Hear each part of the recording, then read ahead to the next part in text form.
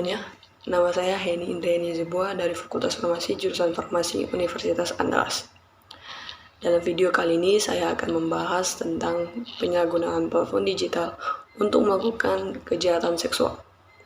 Ini merupakan tugas bakti 2023 yaitu nagih, narasi logika dan hati. Dalam video ini saya akan membahas 3 pertanyaan. Yang pertama, pertanyaan, apa saja bentuk-bentuk penyalahgunaan platform digital untuk melakukan kejahatan seksual? Bentuk-bentuk penyalahgunaan platform digital untuk melakukan kejahatan seksual adalah masalah serius yang perlu diperhatikan. Apa aja bentuk-bentuknya? Yang pertama, ada cyberbullying, dissecting.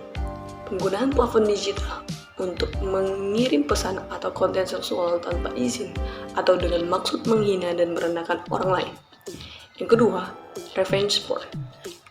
Menyebarluaskan gambar atau video seksual seseorang tanpa izin dengan maksud untuk merusak reputasi atau menyakiti mereka. Yang ketiga, grooming.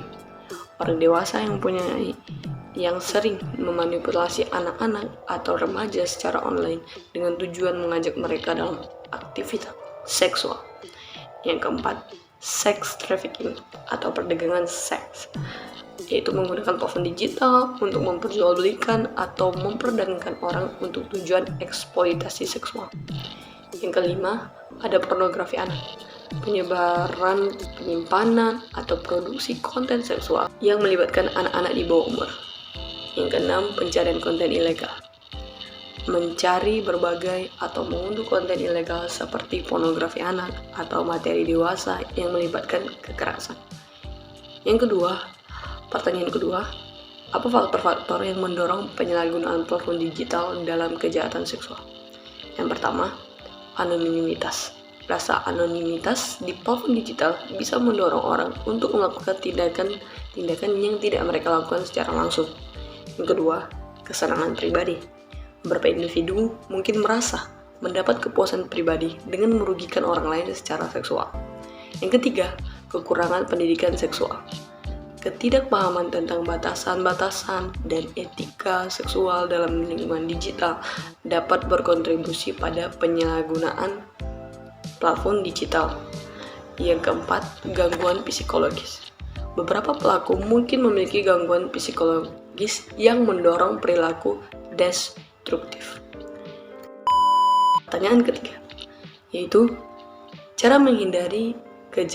bagaimana cara menghindari kejahatan seksual melalui penyalahgunaan platform digital?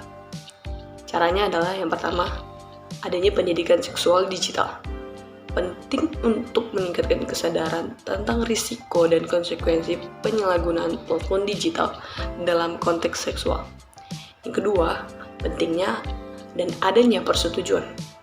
Pastikan Anda memiliki izin sebelum berbagi atau mengirim konten seksual kepada seseorang, dan waspadai segala bentuk tekanan atau ancaman. Yang ketiga, perlindungan privasi. Kita harus menggunakan pengaturan privasi yang kuat pada platform digital kita dan hindari membagikan informasi pribadi yang sensitif. Yang keempat, pentingnya laporan. Jika kita atau seseorang yang kita kenal menjadi korban kejahatan seksual di platform digital, mari segera laporkan kepada pihak berwenang atau platform yang bersangkutan. Jadi, teman-teman semuanya, dalam 3 pertanyaan ini ada hal yang harus kita ingat. Itu adalah kita harus mengingat bahwa keamanan dan keselamatan di dunia digital juga memerlukan kesadaran dan tindakan yang bijak dari setiap individu, dan dimulai dari kesadaran diri kita sendiri. Baiklah teman-teman, itulah tadi 3 pertanyaan yang saya jawab dari Nagih, Narasi Logika dan Hati. Semoga bermanfaat.